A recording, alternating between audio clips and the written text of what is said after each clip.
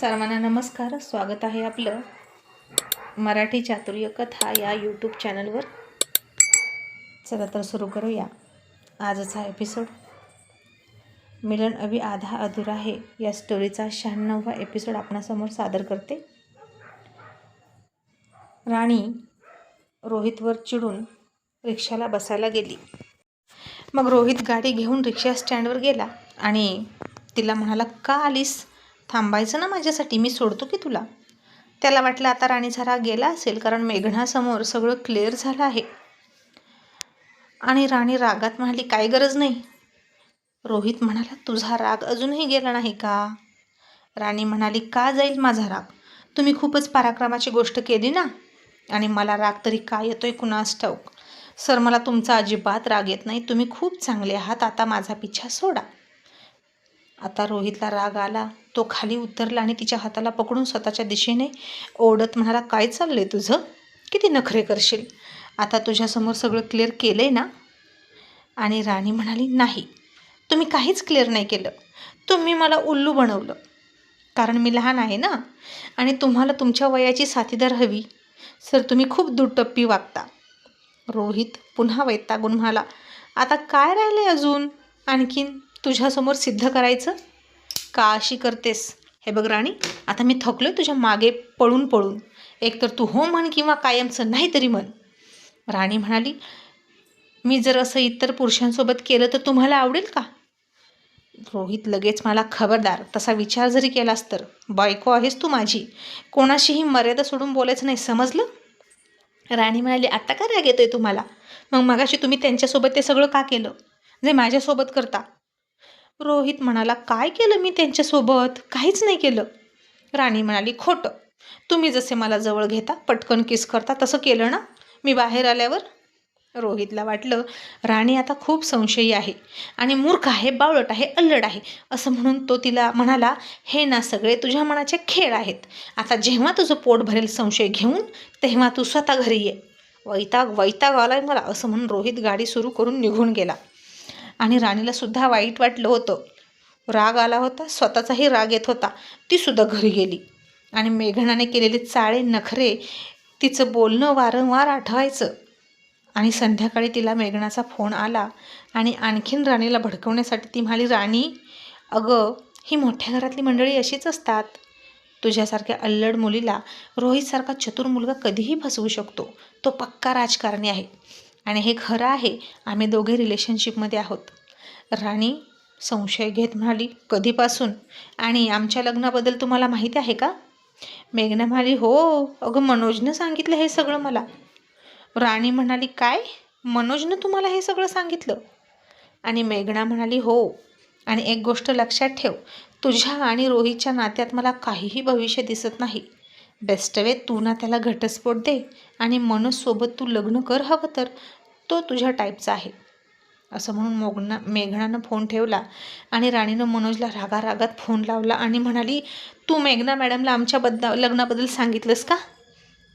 मनोज म्हणाला, अगं हो, मी बोललो, पण त्याच मला म्हणाल्या आधी की रोहित सरांनी त्यांना सांगितलंय, मी नाही सांगितलं.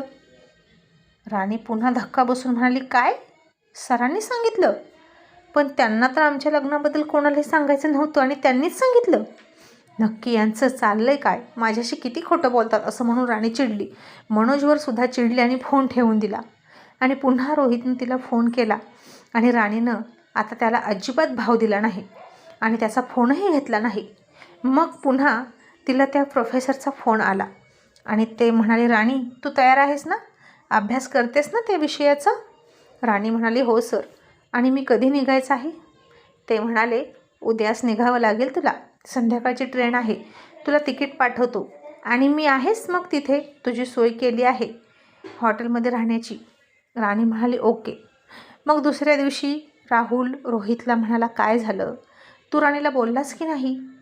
आणि रात्री तुम्हा दोघात काय बोलणं झालं? नातं पुढं सरकलं का? रोहित म्हणाला, नाही ना दादा, नेहमी मीच कसा प्रयत्न करू.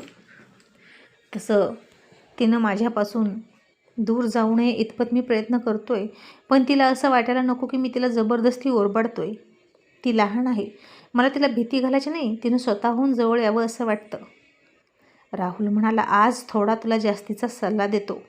तिची सगळ्यात जास्त चिडचिड यामुळेच होत असेल की तुम्ही अजून एकत्र आला नाही. मुलींची सायकॉलॉजी जरा समजून घे.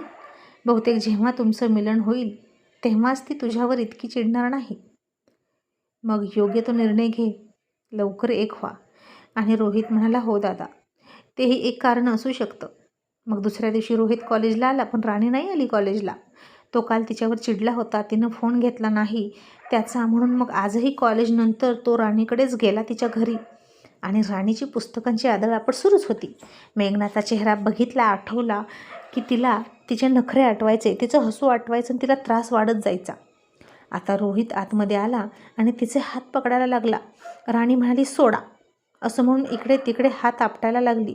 आणि रोहित म्हणाला, ठीक आहे ठीक आहे, तू तुझा राग व्यक्त कर, पण मारू नकोस ना. हवं तर तू मला मार, पण स्वतःच्या हाताला लागेल ना, जखम होईल आणि मला ते चालणार नाही, म्हणून मी हात पकडतोय. राणी म्हणाली, कशाला आलात? माझी काळजी करण्याची गरज नाही. काल काय काय मला म्हणालात, विसरलात का? रोहित म्हणाला, विसर ना आता ते सगळं. राणी म्हणाली, तुम्ही विसरू शकता, मी नाही विसरू शकत. तुम्ही मला डबल क्रॉस करत आहात सर. रोहित म्हणाला, हे बघ, तुझा गैरसमज आहे तो. राणी म्हणाली, मी तुमच्या टाईपची नाही, मी तुम्हाला शोभत नाही.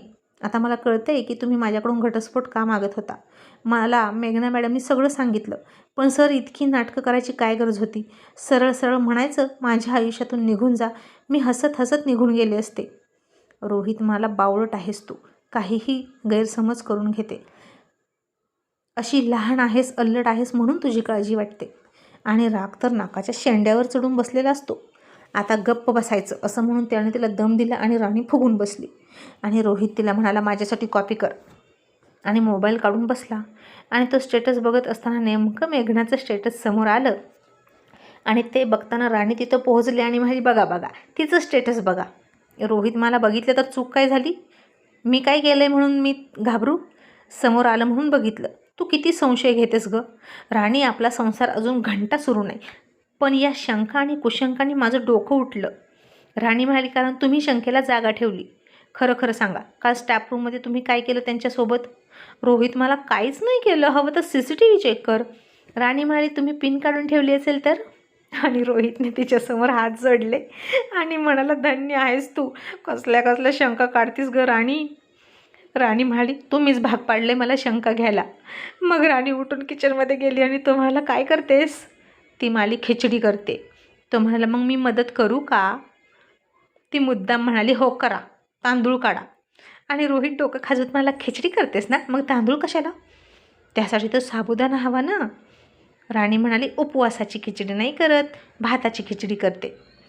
आणि तुम्हाला काही येत नाही ना, तर तुम्ही बाहेर व्हा. आणि तो तिला म्हणाला, तुला असं वाटत नाही का तू खूपच ताणून धरतेस? राणी म्हणाली, हो धरते मी ताणून. आणि तुम्ही आणि तुमच्या घरचे दरवेळी मला कसे वागवता, ते काही कमी आहे का? त्यांना मी जास्त दोष देणार नाही, सगळ्यात जास्त दोष तुमचा आहे.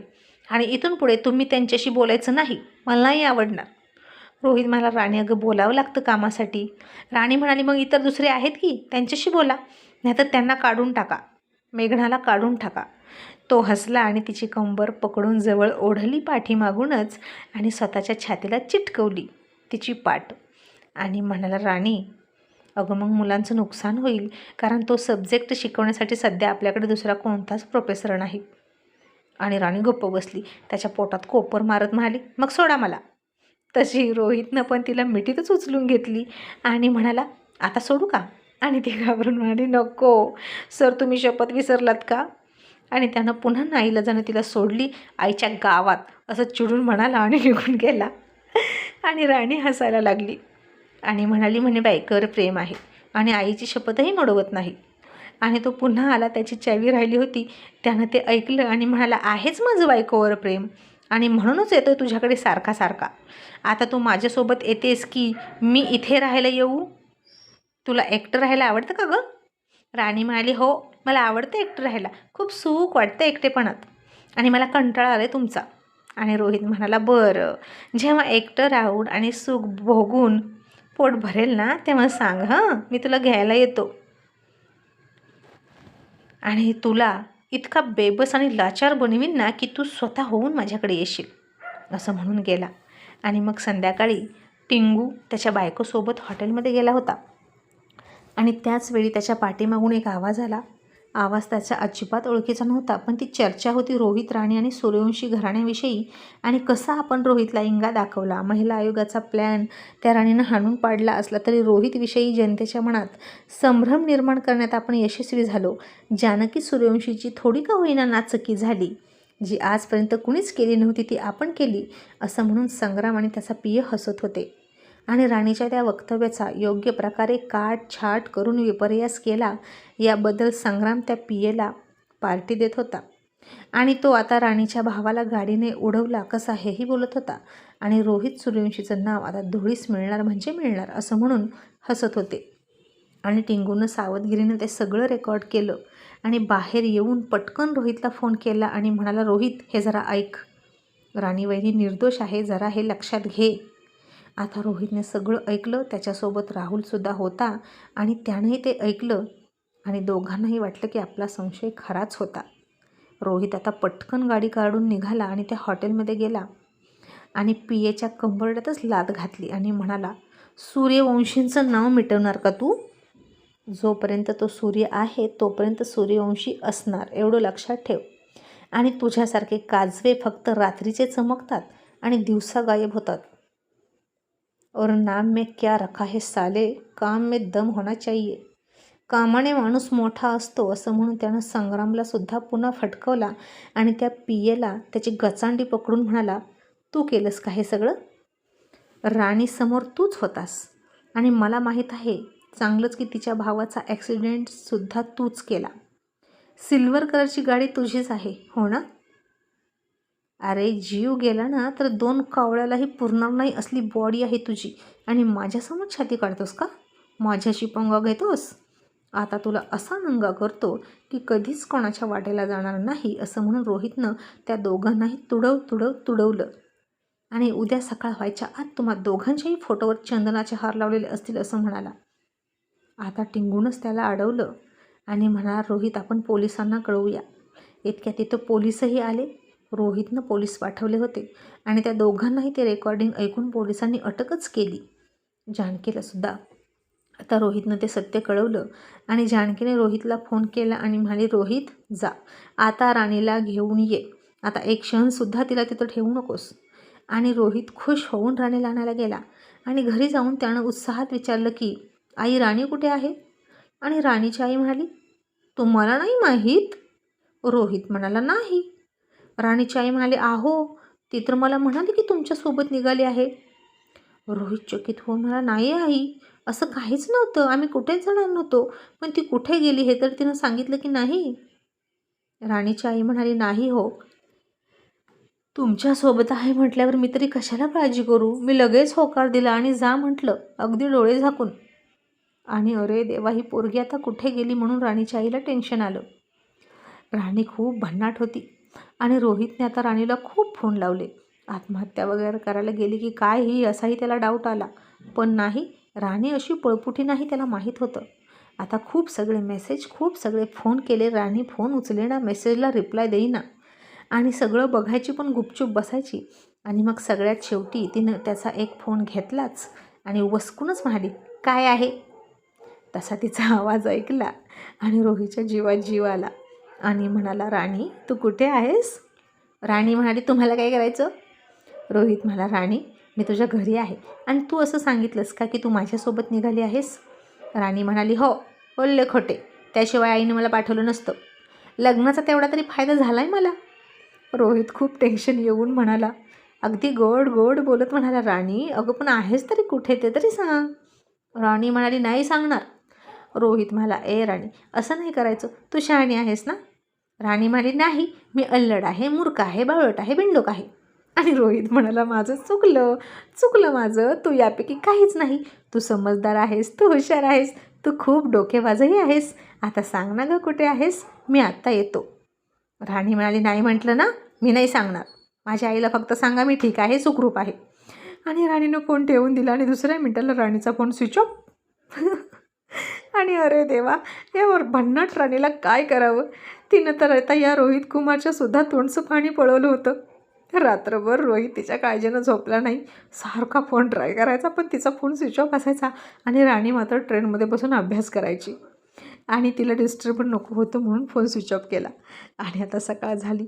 रोहित कॉलेजमध्ये आला आणि प्राचार्य म्हणाले की रोहित सर, UGCच्या टीममधून असं हे रिसर्च जनरल आहे आणि त्यावर आपल्या कॉलेजकडून राणी गेली आहे दिल्लीसाठी आणि त्यांनी आपल्याला हे मेल करून कळवलं आहे सर आपल्या कॉलेजची स्टुडंट आहे म्हणून. रोहित म्हणाला, काय बघू? त्यानं ते सगळं बघितलं. त्या मेलवर आणखीन इन्क्वायरी केली, फोन केला. हे सगळं फेक आहे की ओरिजिनल ते बघितलं, नाही तर राणीला कोणीतरी फसवायचं. आणि मग ते प्रोफेसर म्हणाले, रोहित सर सॉरी, काही टेक्निकल अडचणींमुळे मेल करायला उशीर झाला, पण आता त्या आधीच राणी निघाली आहे आणि तुमच्या कॉलेजची स्टुडंट आहे. ती खूप हुशार आहे आणि नक्कीच ती तिथेसुद्धा तुमच्या कॉलेजचं नाव रोशन करेल आणि आपल्या देशाची ती एक हुशार कन्या आहे, एवढं लक्षात ठेवा. आणि रोहित डोक्यावर हात मारून घेत म्हणाला, करेल, अजिबात डाऊट नाही की ती नाव रोशन करेल. आणि भारत देशाची कन्या आहे ना ती, धाडशी, पण आई बनण्याचा प्रयत्न करू नको गं बाई, म्हणजे मिळवली, असं तो म्हणाला. आणि आता काय? रोहितनं सुद्धा गाडी काढली, घरी सांगितलं की मी दिल्लीसाठी निघालो आहे कारण राणी तिकडे गेली आहे. आणि त्यानं एमर्जन्सी विमानाचं तिकीटं काढली आणि दिल्लीसाठी निघाला. तिच्याही आधी जाऊन पोहोचणार होता, तिची वाट बघत बसणार होता. आणि आता जेव्हा राणी आणि रोहितची खास भेट अचानक दिल्लीमध्ये होईल, तेव्हा उडणार आहे आणखीन धमाल. आणि होईल का दिल्लीमध्ये रोहित आणि राणीची दिलजमाई, हे पाहणं इंटरेस्टिंग ठरणार आहे. एपिसोड कसा वाटला कमेंट्स करून नक्की सांगा आणि बाय.